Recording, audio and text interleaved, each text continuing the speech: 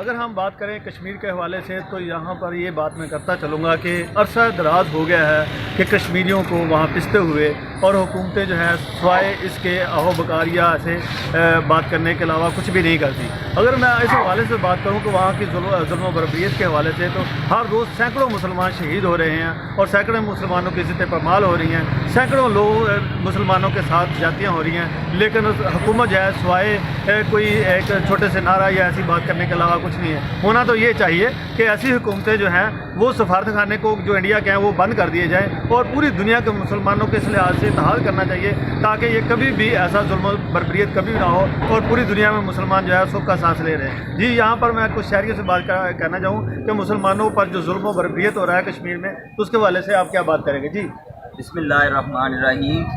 جی پوری دنیا میں امن کی بات ہوتی ہے لیکن کشمیر کے ایشو پر کوئی بھی بات کرنے کو تیار نہیں ہے۔ بیسکلی انڈیا اور پاکستان کے درمیان کشمیر ایک برننگ ایشو ہے۔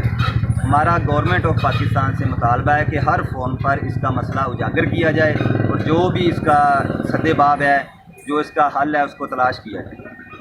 جی ہمارے جو وزیر اعظم صاحب ہیں عمران خان صاحب، ان کا یہ حکومت نہیں آئی ہے اور اس سے یہ مطالبہ ہمارا ہے کہ کشمیریوں کے لیے براہ کرم کوئی ایسا مثبت قدم اٹھایا جائے تاکہ یہ ہمیشہ کے لیے یہ معاملات ختم ہو جائیں۔ اگر یہ بھی حکومت کچھ نہیں کرتی تو پچھلی حکومتوں کی طرح یہ بھی ایسے ہی ہے، ایک بات کرنے کی بات یہ ہے حکومت کی، ورنہ یہ کوئی بھی ایسا نہیں ہے، حالانکہ یہ مسلمانوں کے لیے بیسک مسئلہ ہے۔ جی